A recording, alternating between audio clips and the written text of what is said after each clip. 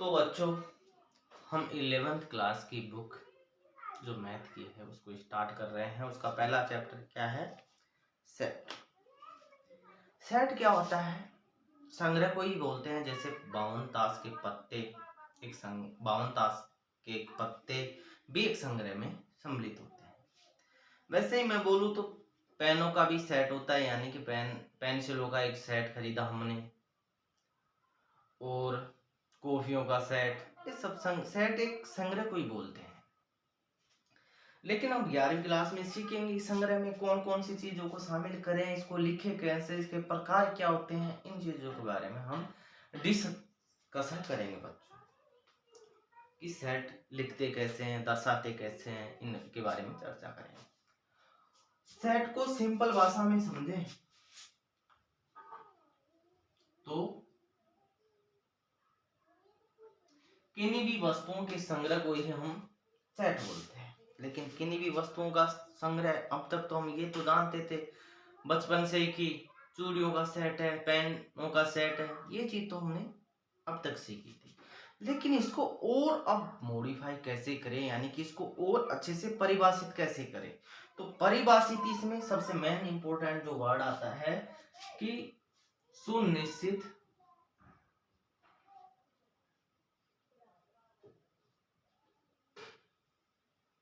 व सुपरिभाषित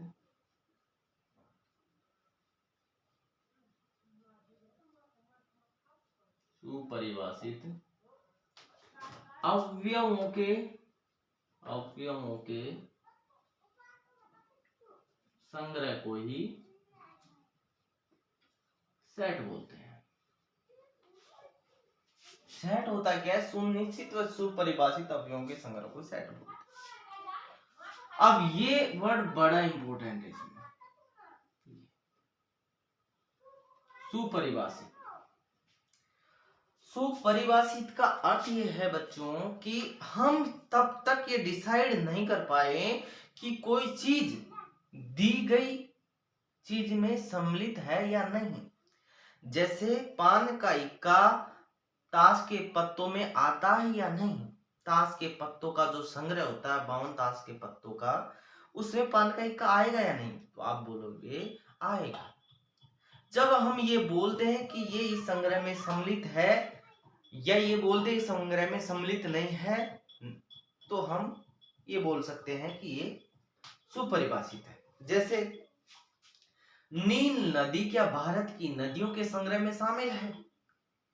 तो भारत की नदियों में नील नदी सम्मिलित नहीं है बच्चों। क्या गंगा नदी भारत की नदियों में, भारत की जो नदियों का संग्रह है उसमें सम्मिलित है? तो आपका उत्तर आएगा बिल्कुल है। तो हम ये निश्चित कर पा रहे हैं कि दी गई चीज इस संग्रह में शामिल है या नहीं, तो इसे ही बोलते हैं सुपरिभाषित, यानी कि वेल डिफाइंड। वेल डिफाइंड ये सबसे बड़ा इंपॉर्टेंट शब्द है, वेल डिफाइंड।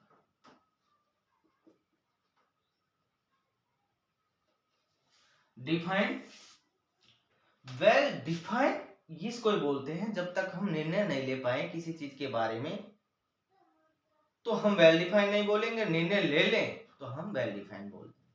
तो बच्चों क्या 10 से कम 10 से कम विषम प्राकृत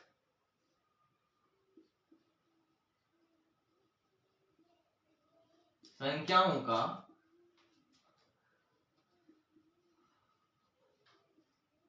जो कलेक्शन है वो बता पाओगे आप? तो आपका उत्तर होगा बिल्कुल हाँ, बता पाएंगे। तो क्या उत्तर होगा आपका? 1 2 3 2 नहीं सॉरी 1 3 5 7 और 9, ये विषम प्राकृत संख्याएं जो 10 से कम है। तो इसमें से मैंने उठाया 3, तो क्या इसमें इस संग्रह में 3 शामिल है? तो बिल्कुल हम यानी कि ये निश्चित कर पा रहे हैं बच्चों कि 3 इस संग्रह में शामिल है, तो ये सुपरिभाषित है। तो इस प्रकार से सुपरिभाषित। अब एक एग्जांपल ये ले लेते हैं कि आपकी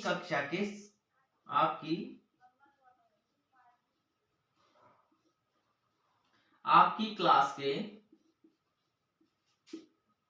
5 सुंदर विद्यार्थी, 5 सुंदर स्टूडेंट्स।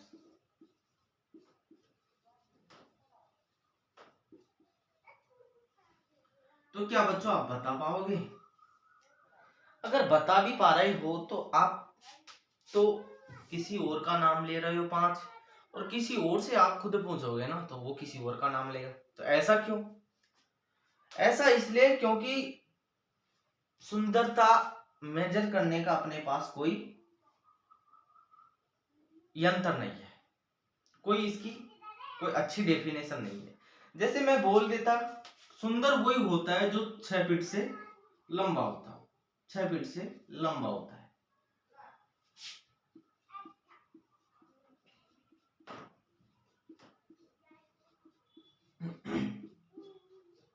तो 6 फीट से लंबे को तो हम 6 फीट से लंबा होता है, तो 6 फीट तो मापने का अपने पास यंत्र होता है, वो फुट में नाप लेते हैं कि ये 6 फीट का इंसान है। 6 फीट का है तो ये सुंदर भी है, तो ये निश्चित कर पाएंगे कि सुंदर है। तो हम इसको परिभाषा में डाल पाएंगे, यानी कि इसके बारे में निर्णय ले पाएंगे कि 5 विद्यार्थी सुंदर है। तो मेरे बारे में पूछा जाएगा तो मैं सुंदर नहीं हूं, क्योंकि मेरी लंबाई 5 मतलब 6 फीट नहीं है, 5.5 की समथिंग है, तो मैं सुंदर नहीं हूं। इस प्रकार हम अगर उसके बारे में कोई कंडीशन दे रखी है तो हम उसको मेजर कर पाते हैं। मैं आशा करता हूं कि आपको ये वेल डिफाइंड का अर्थ जो होता है सिंपली वो समझ आया होगा। अब बच्चों हम सेट को रिप्रेजेंट कैसे करते हैं, समुच्चय का निरूपण किस प्रकार से किया जाता है वो पढ़ते हैं। Set of a representation, PERES, representation यानी कि समुच्चय का निरूपण, समुच्चय का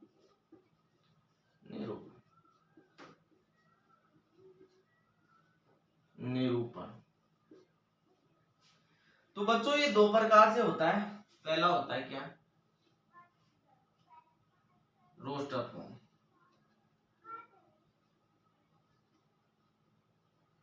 हिंदी में लिखते हैं इसको सारणीबद्ध रूप।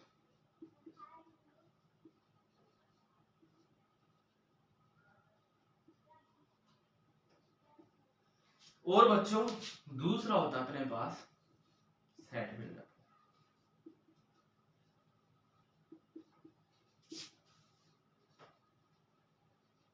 यानी कि समुच्चय निर्माण रूप।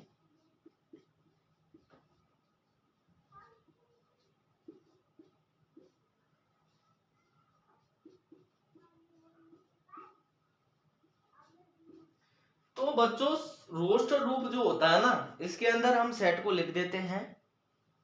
और सेट क्या है, कोई भी सेट अगर हम लिखते हैं तो उसको अंग्रेजी के बड़े अक्षर से लिखते हैं। सेट को बड़े अक्षर से दर्शाया जाता है और उसके अंदर जो एलिमेंट आते हैं, अवयव आते हैं, उसको हम कोमा से अलग करते जाते हैं।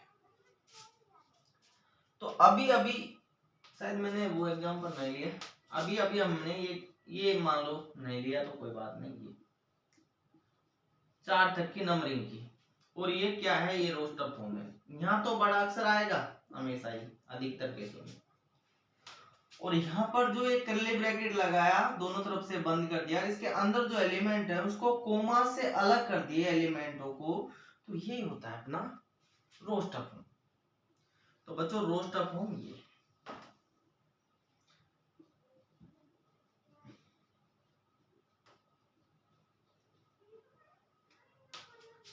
अब इसको सेट बिल्डर फॉर्म में लिख लेते हैं। सेट बिल्डर में और कुछ नहीं होती बच्चों, इसको लिखने का ही तरीका होता है कि एक मतलब गुणधर्म रखने वाली चीजों को लिखा जाता है। जैसे ये लगाए और यहां पर लिखते हैं हमेशा ही x, और यहां पर 2 बिंदी लगा देते हैं। इसको बोलते हैं, इसको पढ़ते हैं x इस प्रकार से है कि जहां x, फिर x लिखते हैं, ये सच दैट का चिन्ह होता है बच्चों।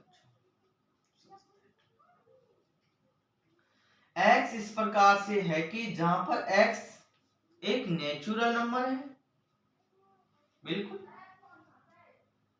एंड नेचुरल नंबर जो है वो 5 से छोटा है। और इसको बंद कर देते हैं।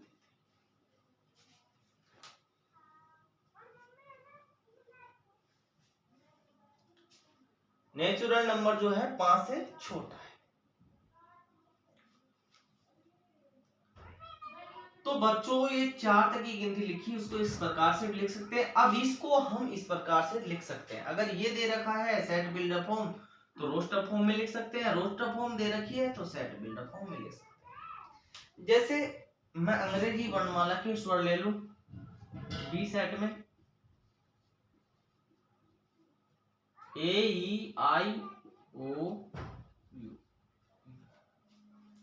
तो अब इसको सेट बिल्डर फॉर्म, ये तो हो गए रोस्टर फॉर्म, यानी कि कोमा से बदल देंगे, यहाँ पर कोमा से अलग अलग कर देंगे एलिमेंटों को। और यहाँ पर जो एलिमेंट का रिपीटेशन होता है ना बच्चों, वो कोई मैटर नहीं करता। सेट के अंदर रिपीटेशन नहीं करके उसको एक ही बार लिखा जाता है, जैसे 1 1 1 2।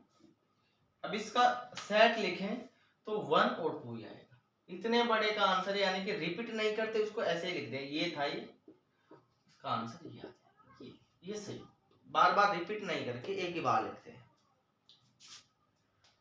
तो यही बात है, रिपीटेशन भी मैटर नहीं करता, और इसके अंदर अवयव जो होते हैं वो छोटे अक्षर से लिखे जाते हैं, और अवयवों को हम कोमा से अलग करते जाते हैं, यही अपना रोस्टर फॉर्म होती है। अब इसको हम लिखते हैं सेट बिल्डर फॉर्म में, तो क्या करना पड़ेगा बच्चों, x इस प्रकार से है कि जहां पर x एक अंग्रेजी वर्णमाला का स्वर है। ठीक है बच्चों, ये सेट बिल्डर फॉर्म हो जाती है, ज्यादा टफ नहीं है, बहुत ही इजी है सेट। अब जैसे मैं बोलूं कि सेट बिल्डर फॉर्म में मतलब 40 से कम वो संख्याएं लिखो जिनका वर्ग 40 से कम, वो संख्याएं लिखनी है जिनका वर्ग 40 से कम हो। तो कौन कौन सी संख्याएं आ जाएंगी, कैसे लिखेंगे सेट बिल्डर फॉर्म में, इन संख्याओं लिखो आप, 1 4 9 16 25 और 36। इन संख्याओं कैसे लिखोगे सेट बिल्डर फॉर्म में बच्चों, x इस प्रकार से है कि जहां पर x क्या है, जहां पर x n स्क्वायर है और n क्या है, नेचुरल नंबर है। यहाँ पर ये कोमा का चिन्ह लगा के आप नेचुरल नंबर को ऐसे लिख सकते हैं, नेचुरल नंबर की ये कर दो, ये नेचुरल नंबर, ठीक है बच्चों। n क्या है, एक नेचुरल नंबर से बिलोंग कर रहा है, ये भी अर्थ समझाऊंगा ये क्या होता है बिलोंग, यानी कि बिलोंग का अर्थ संबंधित है n से, कि ये n में से ही आ रहा है, n ये स्मॉल जो n है वो n में से लिया जा रहा है। और क्या है, n के बारे में, नेचुरल नंबर है n जहां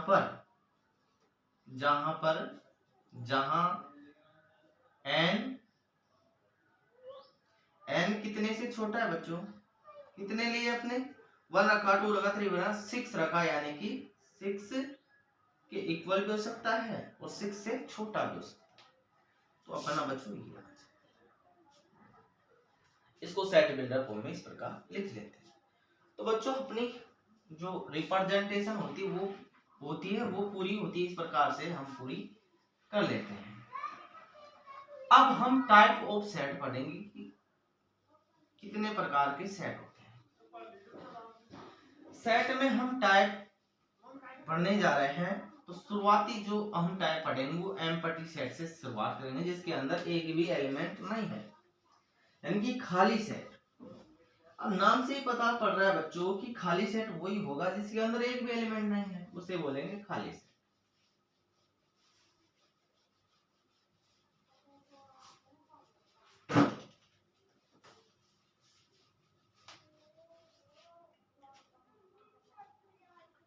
देखो बच्चों,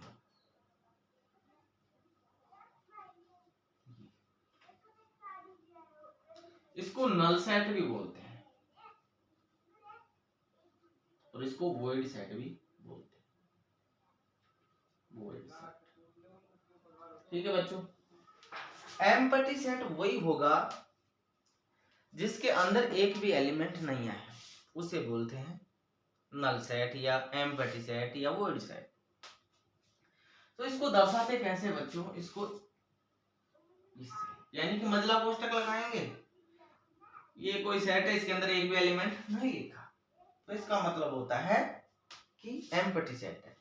लेकिन इसको इससे भी दर्शा सकते हैं, हाँ ये लिख दो, ये लिख दो, इसका मतलब ये है कि इसके अंदर एक भी एलिमेंट नहीं है। लेकिन बच्चों ये ध्यान रखना, ये अगर ये ब्रैकेट में बंद कर दिया, मतलब ये जो अपना कर्ली ब्रैकेट है इसके अंदर फाइव लिख दिया, तो इसका अर्थ अलग हो जाता है। इसका अर्थ होता है कि इसके अंदर एक एलिमेंट है और वो है फाइव, तो एक एलिमेंट आ गया फाइव, तो वो अब अपना एम्प्टी सेट नहीं बचा।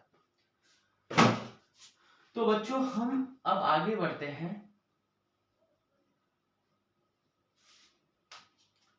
जिसका इसका एग्जाम्पल देखें बच्चों, तो क्या होता है, जैसे x प्लस 1 और इक्वल टू 1। अभी पढ़ा x इस प्रकार से है कि जहां पर x प्लस 1 बराबर x ये है और x क्या है, एक नेचुरल नंबर है, एंड f नेचुरल नंबर। तो क्या बच्चों x, अब इसको सोल्व करेंगे हम, x प्लस 1 को इधर लेके गए तो 0 आया, x की वैल्यू कितनी आई अपने पास, 0। अब 0 क्या नेचुरल नंबर होता है, तो आपका उत्तर होगा नहीं। तो क्या मजे की बात यह है कि ये अपना खाली सेट है, इसके अंदर कोई ऐसी नेचुरल नंबर है ही नहीं जो इसके अंदर आए। अगर मैं यहां लिख देता क्या, यहां पर रहने दो, ऐसे होल नंबर की बात करो, होल नंबर लिख देता तो इसके अंदर 0 आ जाता है, यानी कि इसके अंदर 0 शामिल है। तो अब ये एम्प्टी सेट नहीं बनता, लेकिन अभी ये एम्प्टी सेट है, यानी कि खाली सेट है। तो हम अगली डेफिनेशन पे बढ़ते हैं बच्चों। लेकिन एक बात वो आगे करेंगे, क्योंकि कॉम्प्लेक्स नंबर में जाएंगे तो कॉम्प्लेक्स नंबर अभी आपके चैप्टर में है, तो वो भी समझ नहीं आएगा। तो बच्चों आगे बढ़ते हैं, आप कौन से सेट पे, सिंगलटन सेट पे।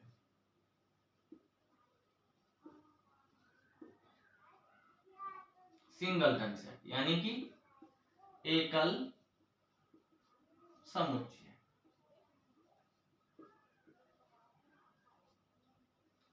एकल समुच्चय क्या होता है बच्चों, जिसके अंदर एक एलिमेंट होगा ना, वो एकल समुच्चय कहलाएगा। एकल समुच्चय जिसके अंदर एक ही एलिमेंट हो, दो भी नहीं हो, एक हो, सिर्फ सिंगल एलिमेंट। नाम से पता पड़ रहा है, जैसे ये और बी कोई सेट है, जैसे ये दोनों ही क्या है, सिंगलटन सेट। तो एकल समुच्चय होगा जिसके अंदर एक ही एलिमेंट। अब इसके बाद में हम बढ़ते हैं आगे, और आता है, एक चीज अभी बता रहा था ना मैं, ये क्या होता है,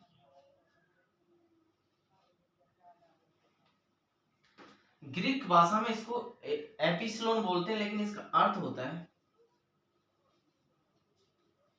बिलोंग्स टू, यानी कि कोई चीज दिए गए सेट से संबंधित है या नहीं, कोई ये रिलेशन बताता है कि ये चीज इसमें से आई है या नहीं, उसको मैं समझाता हूं कैसे।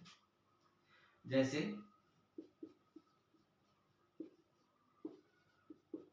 ठीक है बच्चों, क्या दो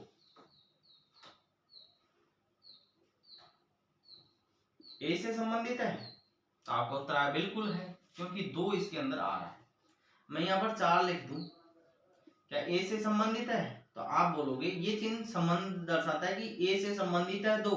इसको पढ़ते हैं इस प्रकार, 2 ए से संबंधित है, 4 ए से संबंधित है, लेकिन इधर 4 नहीं है, तो ये 4 से इस क्रॉस लगा देगी, इसका मतलब हुआ कि 4 ए से संबंधित नहीं है। इसका सीधा सा ये अर्थ है। क्वेश्चन है इसका, तो वहां पर देख लेंगे इसको क्वेश्चन में। तो अब इसके बाद में अपना आता है इक्वल सेट।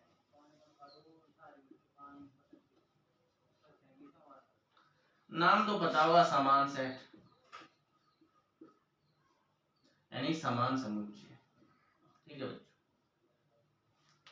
अब समान समुच्चय नाम से पता चल रहा है कि ए में एलिमेंट जो होंगे वो समान होने चाहिए जो बी में एलिमेंट है। बी में एलिमेंट जो बी में एलिमेंट हो वो ए में हो, और जो ए में है वो बी में हो। कैसे? तो इस प्रकार कि ये कोई ये सेट है, इसके अंदर मैंने लिखे ए बी सी, और बी कोई ये सेट लिखा, ये। तो क्या बच्चों ये समान है? बस इसमें जो ऑर्डर होता है ना बच्चों सेट के अंदर, ऑर्डर भी मैटर नहीं करता और रिपीटेशन भी मैटर नहीं करता, नहीं इनका कोई मीनिंग नहीं है। यानी कि एक को कितनी बार ही लिखो, एक को यानी कि 1 को कितनी बार भी सेट के अंदर लिखो, लेकिन उसको लिखते टाइम, सही करते टाइम, यानी कि सोल्व करते टाइम क्वेश्चनों को हम एक ही बार लिखते हैं, यानी कि रिपीट नहीं करते कोई भी चीज। और ऑर्डर भी मैटर नहीं करता, इसको इस प्रकार भी लिख दो, सही इस प्रकार भी लिख दो। ये सेम हुआ या नहीं? तो आपका उत्तर है बिल्कुल हुआ। जब सेम हो गया तो क्या बोल देंगे? Equal set. सेम नहीं होता तो इक्वल नहीं है, तो ये इक्वल सेट की डेफिनेशन है।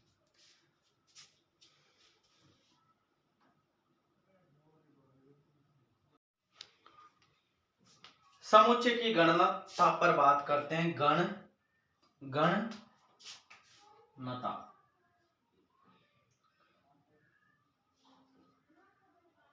की गणनता होती क्या है? कार्डिनलिटी ऑफ ए सेट, यानी कि ए में कोई एलिमेंट है ए बी सी डी, कितने एलिमेंट है बच्चों? तो 4। तो इसको लिखते कैसे हैं? इस प्रकार से, यहाँ पर ये लगा दे मोड जैसा साइन, और एक कार्डिनलिटी को दर्शाता है, यानी कि कार्डिनलिटी ऑफ ए सेट। कितने एलिमेंट है इसमें? 4। अब बी को लिया मैंने, उसमें 1 2 ये थे, तो बी की कार्डिनलिटी कितनी हो गई? डायरेक्ट लिखो 2। तो ये परिभाषा कहां पर काम आती है बच्चों? ये परिभाषा आती है अपन को यहाँ पर। अब इसके बाद में हम जो अगला वो स्टार्ट करते हैं ना, ये इक्विवेलेंट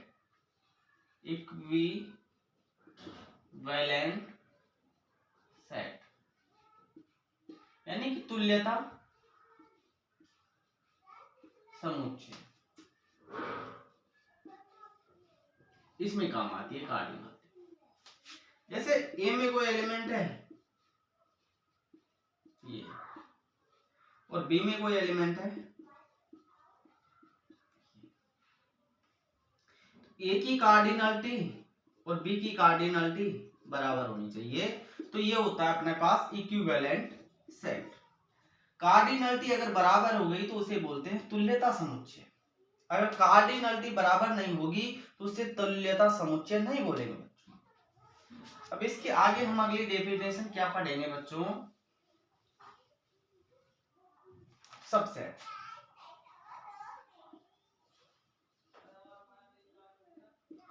सबसेट का सिंबल देखें तो ये होता है, ठीक है बच्चों ये। लेकिन इसको पढ़ते कैसे वो देखो, यू सुला देते हैं इसको, नींद आ रही थी ये सो गया, ऐसे जागता रहता है, ऐसे उल्टा हो जाता है, यानी कि हम जो कहते हैं उसके विपरीत चलने लगता है। तो यहाँ पर ये यू है ना, सो जाता है, तो इसे बोलते हैं सबसेट। ये चिन्ह होता है सबसेट का बच्चों, और कुछ नहीं। तो सबसेट नाम से ही पता चल रहा है कि सेट का ही कोई हिस्सा है, सेट में से निकलेगा। एग्जाम्पल के द्वारा ही समझते हैं, यानी कि उपसमुच्चय, हिंदी में देखें तो इसे उपसमुच्चय बोलेंगे, उपसमुच्चय। ये जैसे अपने पास कोई एलिमेंट है 1 2 और ये कोई सेट है ये, तो ए का सबसेट क्या होगा? ए के सबसेट कितने होंगे या क्या होगा, पहली बार पढ़ रहे हो तो आप बच्चों क्या किया करो, इसमें से एक एक एलिमेंट उठा लिया करो, शुरुआत में फाइव चिपका दिया करो। फाइव हमने एक सेट पढ़ा कि सेट होता है ये फाइव, अगर सेट होता है तो सबका सबसेट भी होगा, सेट है तो ये सबका सबसेट होता है बच्चों, ये याद रखना। सबसेट हर कोई भी सेट आए ना, कोई भी उसका फाइव तो एक ऐसा सेट है जो सभी का सबसेट होता है, यानी कि फाइव एवरी सेट का सबसेट होता है। फाइव चिपका दिया पहले पे शुरुआत में, फिर उसके बाद में हमने एक लिखा, फिर उसके बाद में यानी कि एक एक एलिमेंट उठाया, फिर उसके बाद में दो लिखा। अब बच्चों एक एक उठा लिया एलिमेंट, अब दो दो उठाएंगे, दो दो उठाने लगेंगे तो ऐसे कैसे आ जाएंगे, जब ऐसे की ऐसे आ जाए ये एलिमेंट ऐसे की ऐसे आ जाए तो रुक जाया करो, यानी कि अपना पूरा हो जाता है ये, है ना बच्चों। तो यही अपने क्या है सबसेट। कितने आए बच्चों, एक दो तीन चार आए। बच्चों मैं तीन एलिमेंट ले देखे देखूं, ले लेता हूं, इधर ले लेता हूं, 1 2 3।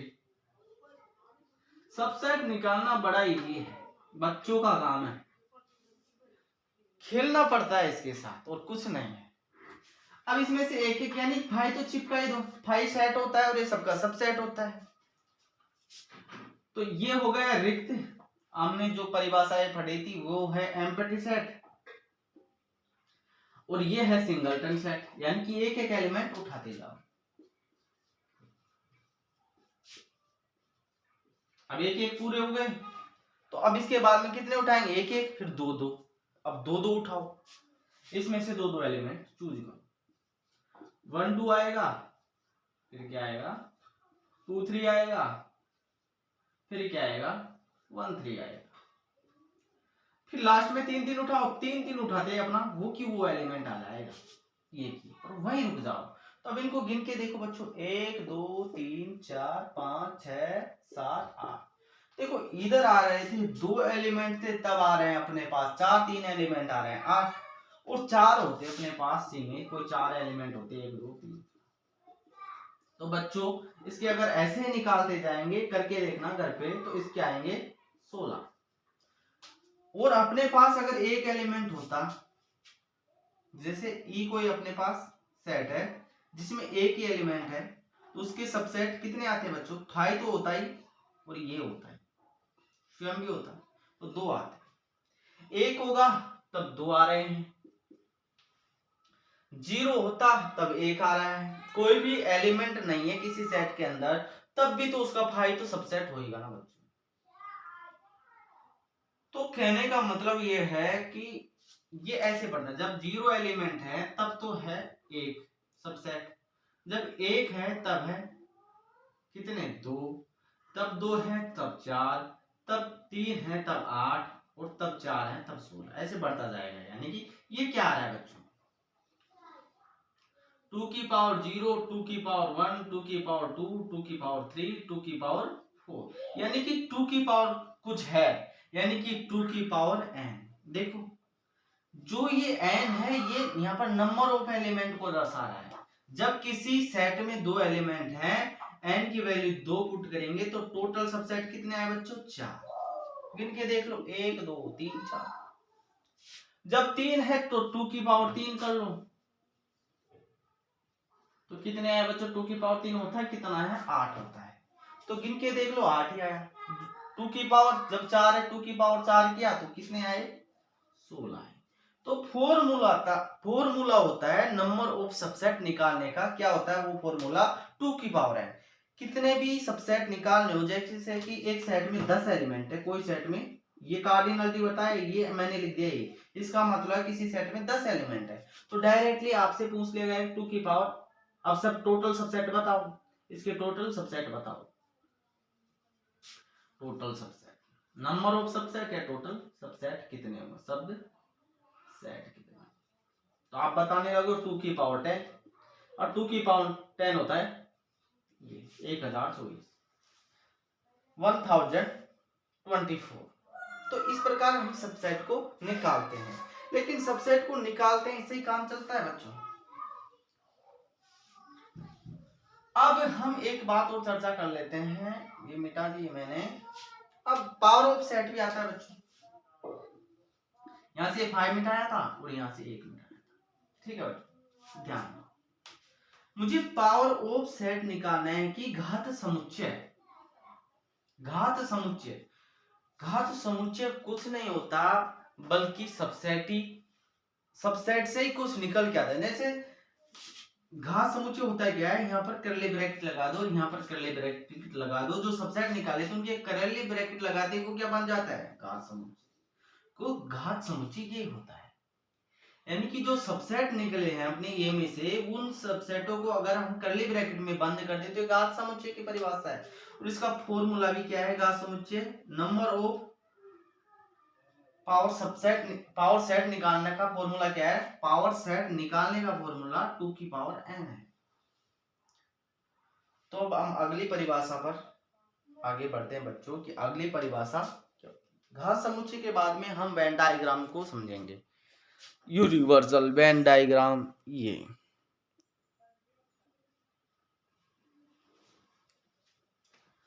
सबसेट को और अच्छे से पढ़ते हैं बच्चों, अभी आगे नहीं बढ़ते हैं, सबसेट को और अच्छे से क्लियर करते हैं। जैसे x आपकी आपकी स्कूल, आपकी स्कूल, और y आपकी कक्षा है।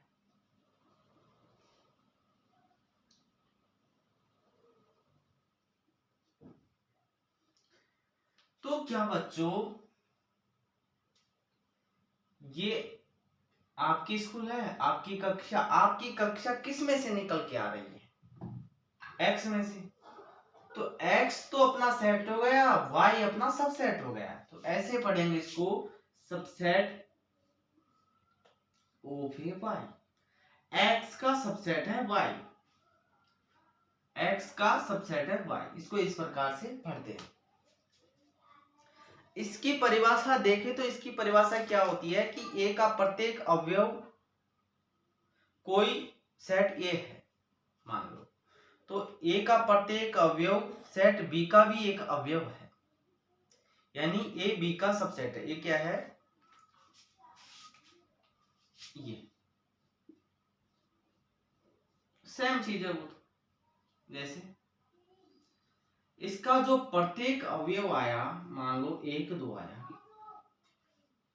सबसेट सबसेट निकाले 1 आया, इसका फिर 2 आया, फिर इसका 1 2 आया, ठीक है।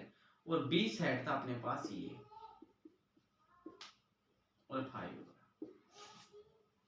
ये सबसेट निकाले। अभी एग्जांपल के द्वारा हमने किया था, ये सबसेट निकल के आ गए। तो क्या बच्चों ए का प्रत्येक अवयव, ये अवयव ये अवयव ये अवयव बी में नहीं है, तो इसका मतलब मैं जो बोल रहा हूं ए का प्रत्येक अवयव सेट बी का भी एक अवयव है। ए का प्रत्येक अवयव क्या सेट बी का प्रत्येक अवयव नहीं है, बिल्कुल है। 1 और 2, 1 इसमें आ रहा है 2 भी आ रहा है, मतलब इससे बाहर नहीं जा रहा है, तो यह है सेट की डेफिनेशन। अच्छी बात। तो अब हम रियल नंबर के सबसेट देखते हैं कि रियल नंबर के सबसेट कौन कौन से होते हैं। नेचुरल नंबर होती है, जेड भी आता है रियल नंबर में, इंटीजर, और क्यूब भी आता है यानी परिमेय संख्या, ये रियल नंबर के सबसेट है। तो रियल नंबर इन सभी का ऐसे नहीं लिखना, सबसेट हम लिखना ये है, ये तीनों जो हैं ये इसके सबसेट, अलग अलग लिख के देख लो तो बात हो जाएगी। तो इस प्रकार से हम इसको दर्शाते हैं। लेकिन बच्चों अब अपने पास जो क्वेश्चन दे रखा है, एक मतलब ये है कि ये क्या है, और मैं रियल नंबर में से परिमेय संख्या को घटाते हैं तो आता है क्या बच्चों, अब परिमेय संख्या है।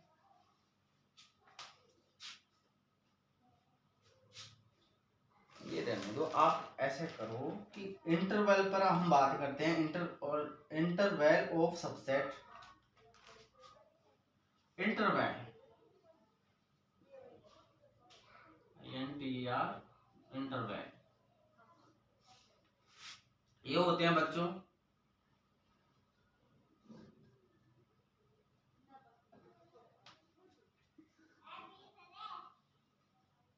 चार तरह के।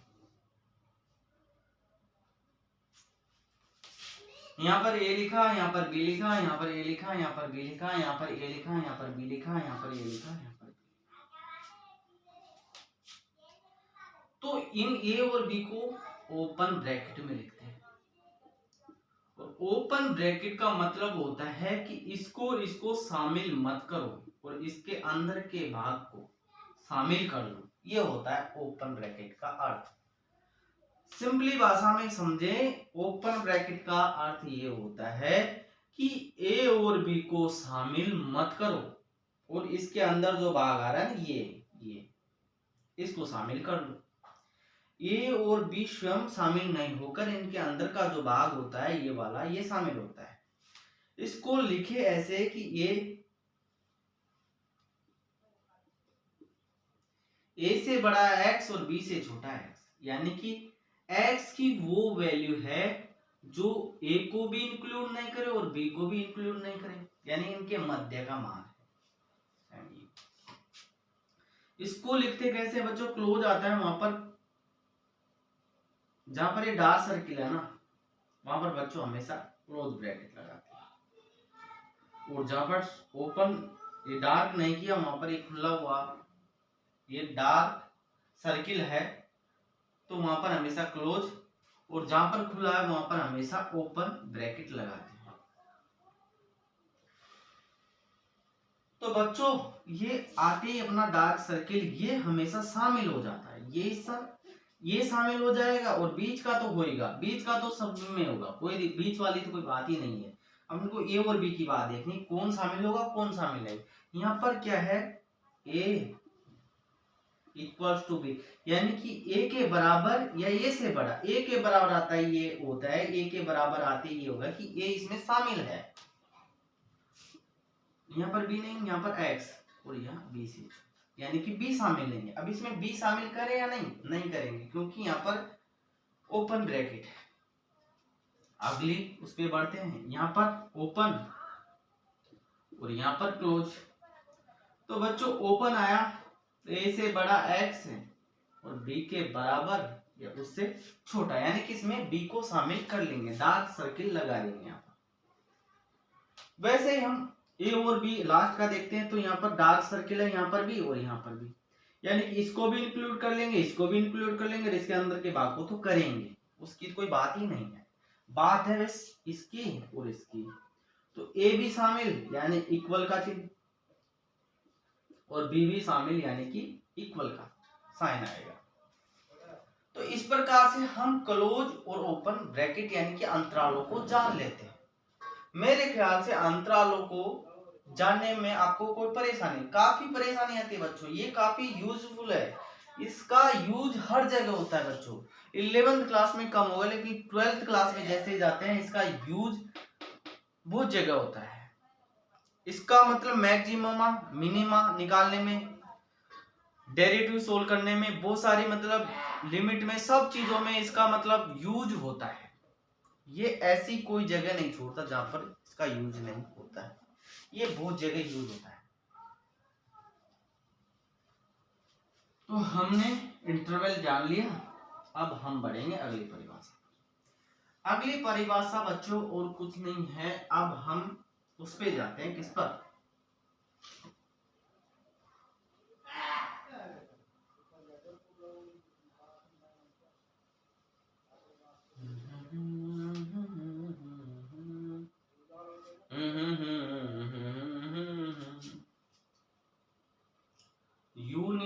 Universal set.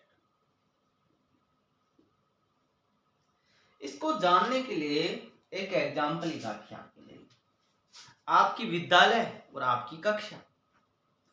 तो आपकी विद्यालय तो क्या हो गई,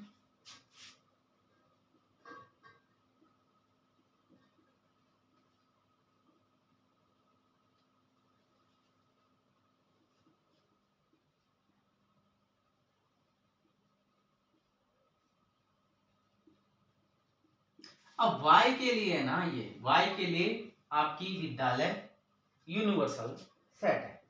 x जो है यूनिवर्सल सेट है किसके लिए? y के लिए। इस प्रकार से हम इसको डील करते हैं और आगे बढ़ते हैं। यूनिवर्सल सेट मतलब उसमें से कोई एलिमेंट निकालते हैं, उसमें पूरी कंडीशन जो भी निकाले उसके अंदर रहे। अब ये है, तो ये इसके अंदर जो भी एलिमेंट है वो इसके अंदर से आए हैं। जब ऐसी कोई कंडीशन है कि x का प्रत्येक अवयव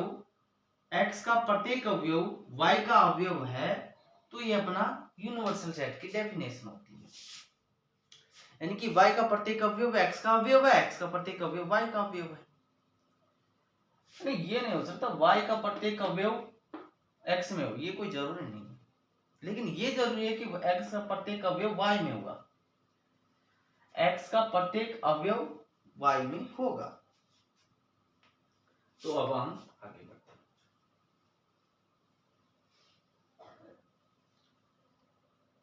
हम यूनियन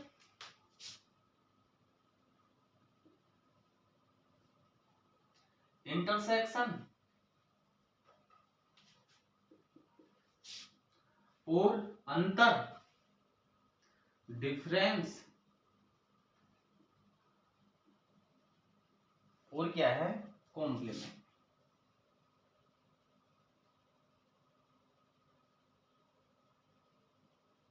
इन पर एक साथ चर्चा कर लेते हैं। यूनियन क्या होता है बच्चों, इससे के द्वारा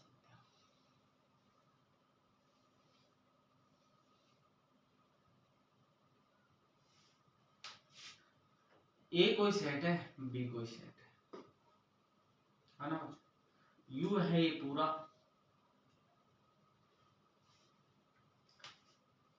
अब यहां पर ये लिखा, यहां पर बी लिखा, यहां पर सी लिखा, ठीक है बच्चों।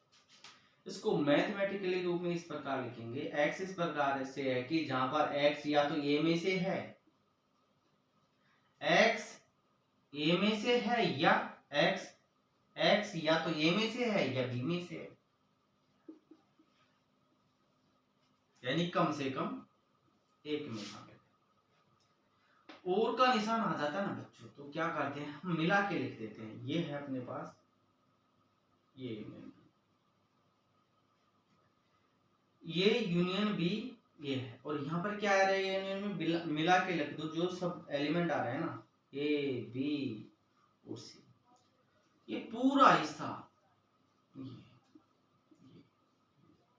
ये सारा हिस्सा ये इंटरसेक्शन,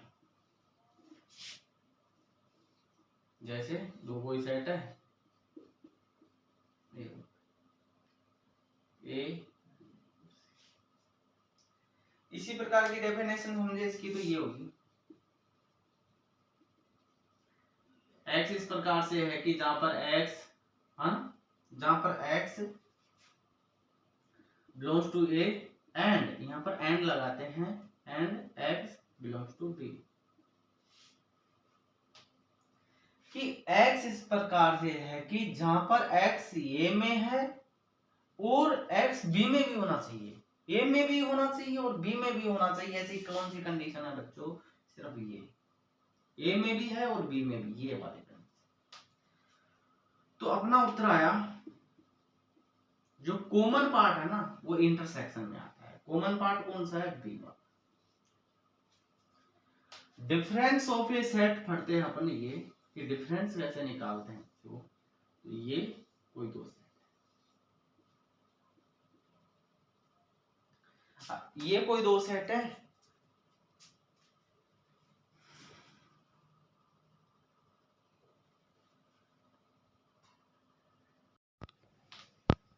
तो बच्चों हम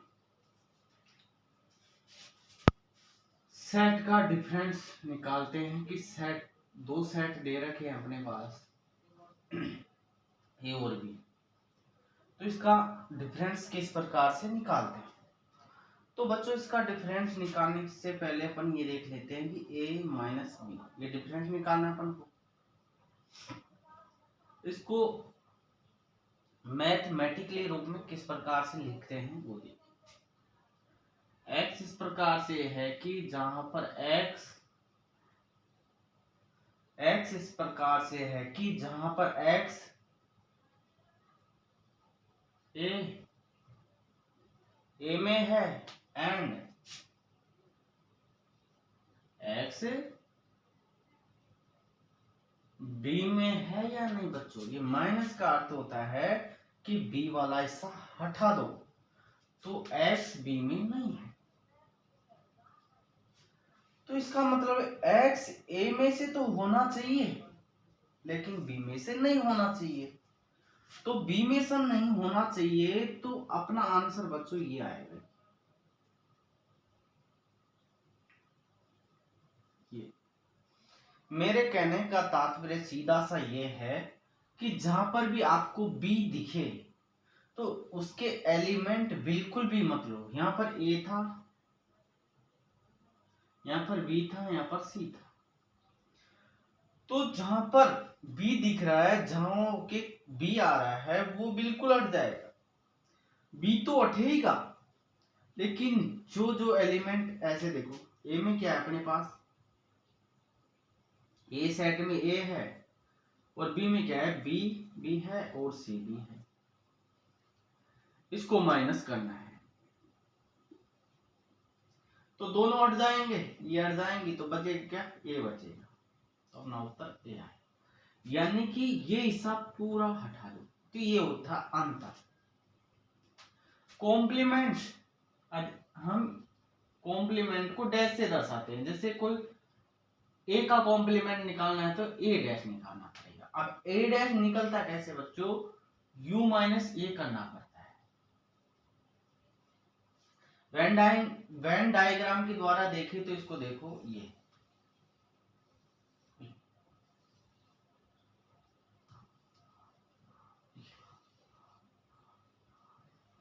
ए कोई है सेट और ये यू सार्वत्रिक सेट है। तो u में से a हटाना है तो बच्चों u में से a, तो ये का हिस्सा बिल्कुल हटा दो तो अपना ये बचेगा, ये इसके बाहर बाहर वाला हिस्सा, यानी कि a के बाहर। इसे पढ़ते हैं ऐसे कि a के बाहर, a के बाहर कौन सा है, d वाला हिस्सा। इसका नाम देता हूं मैं d और इसका नाम देता हूं e। तो आंसर क्या है अपना d। ए कॉम्प्लीमेंट, यहां पर आंसर आएगा बच्चों डी। ए को हटा दिया तो ये आंसर आ गया। तो कॉम्प्लीमेंट हो जाता है और डिफरेंस भी हो जाता है, इंटरसेक्शन भी हो जाता है, यूनियन भी हो जाता है।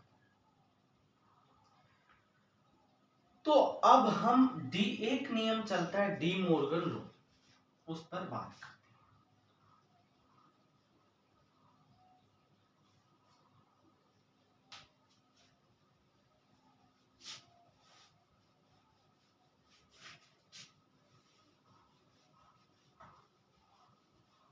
और डी मॉर्गन लॉ को भी हम प्रूव करेंगे। हम कई सारी चीजें वेन डायग्राम के द्वारा प्रूव करेंगे। वेन डायग्राम से कैसे प्रूव करते हैं, वेन डायग्राम से क्वेश्चन भी करेंगे और वेन डायग्राम से हम प्रूव भी। तो हम डी मॉर्गन लॉ काफी इंपॉर्टेंट होता है।